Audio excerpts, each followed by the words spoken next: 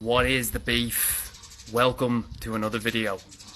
So, coming at you live, just arrived in Thailand, seeing my L lad, spending a couple of days in his house in the country, and yeah, chilling out. A few dogs on the go here as well. There's Twiggy, we've got Poochie there in the corner, and we're going to be rebuilding the garden over the next week. So yeah, recharging the batteries, all good though. The videos never stop, the dream never stops.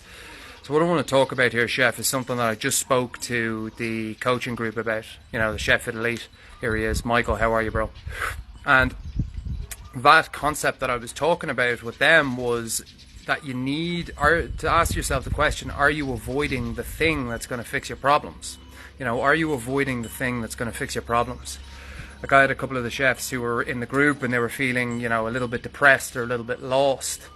And this is all stemming from Christmas service getting on top of them, you know, being thrown off by the long hours, the pressure, and falling out of their routine and falling out of their structure, and therefore physically feeling shit. And then the knock-on effect of that is that mentally you end up in a dark space. Now, I had this thought, and it's very, very true. It's like, are you avoiding the thing that's going to fix your problem? You know, when I say to chefs that one of the biggest principles that we can live by and one of the biggest laws that we can live by is discipline equals freedom. If anyone doesn't know what that is, look into Jocko Willink. He's a Navy SEAL and he always speaks about it. The discipline that you have right now is what gives you the freedom in the rest of your life. Or even if you have the discipline to exercise at the beginning of your day, that gives you the freedom of mind and the peace of mind for the rest of your day. It has you feeling good, you're energized, you're motivated, you're focused. Whereas the opposite is true when you drop your discipline. So this whole thing about avoiding the thing that will fix your problem. For so many chefs, you know, mental health is such a massive, massive problem in this industry. And I just did a post on this if you want to check it out and read about it. But mental health is such a huge problem worldwide, but it's a fucking epidemic in the service industry, the hospitality industry. And the thing that you got to understand, chef, is that you end up in a very, very dark space mentally.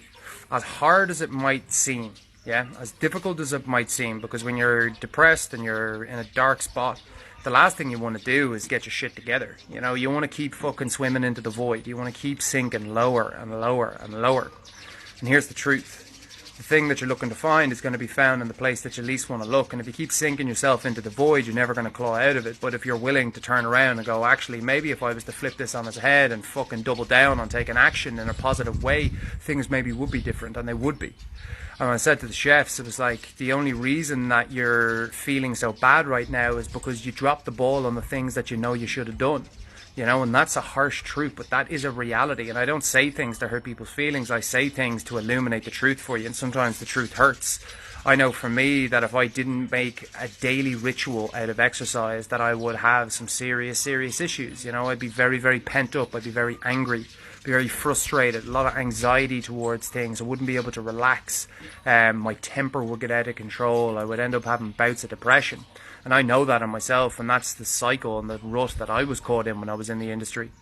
And I knew that exercise for me and, you know, being athletic and trying to do these things in my personal life, that was my expression. That was how I released my rage. That was how I got rid of that fucking shit in my head, you know, the black dog, as we all call it.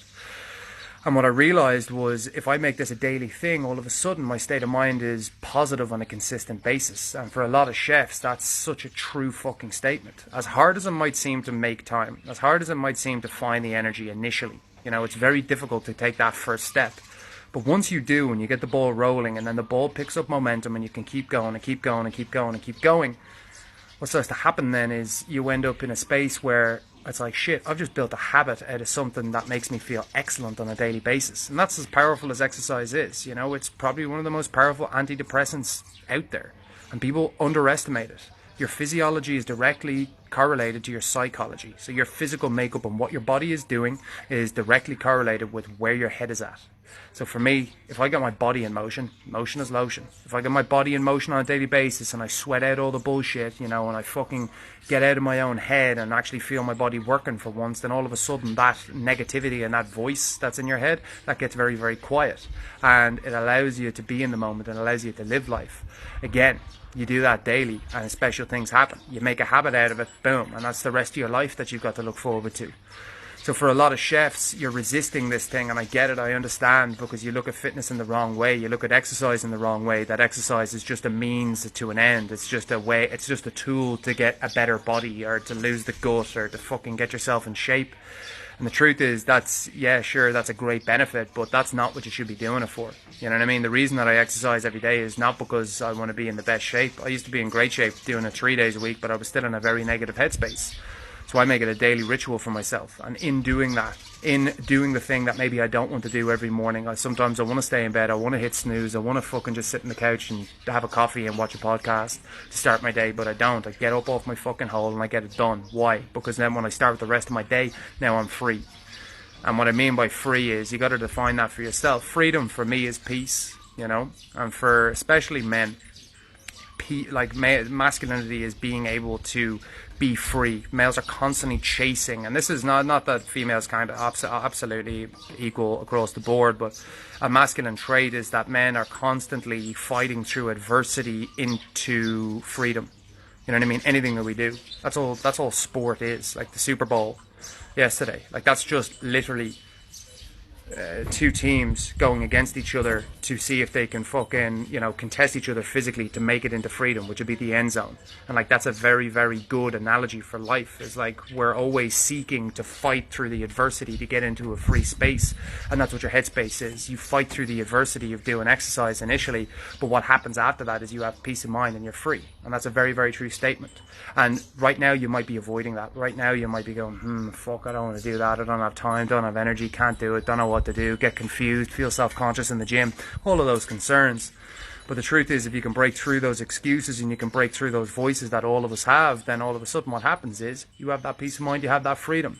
And that is what you want. And the truth is, you're running away from the thing that's going to help you achieve that. So I always suggest that you keep it simple, you know, make a day. That's why every chef I tell, it's like, you need to move every day, but don't be a dick. You don't need to fucking go off the wall initially. Find a manageable workload for yourself. Find something that you can sustain. And if you can sustain it by doing small amounts on a daily basis, all of a sudden that accumulates over time, compounds, and then before you know it, 3 to 6 months later, your life has changed. And I'm not fucking bullshitting when I say that. That is the truth. That is what I see happening all the fucking time. So again, chef, what I want you to do right now, think about what can you do today, whatever time it is, wherever you are, you know, what is the thing that you're avoiding? Do you have the resistance in your mind? Are you finding it very hard to get the ball rolling and pick yourself up and get it done? If the answer is yes to that question, I would say to you, keep it fucking simple. What's the thing? What's the minimum effective dose? What can I do to make myself feel better physically without absolutely murdering myself? If that means a walk or a jog, cool, get it done. Get yourself sweating, get yourself in motion, whatever that is to you. But you got to get the ball rolling. Don't avoid the thing that's going to make you change. So with that in mind, chefs, if you enjoyed this, give us a thumbs up or a heart wherever you're watching it. And if you have any feedback or anything you'd like to share, let me know in the comments. With that in mind, I'll catch you all very soon. Stay safe. Much love.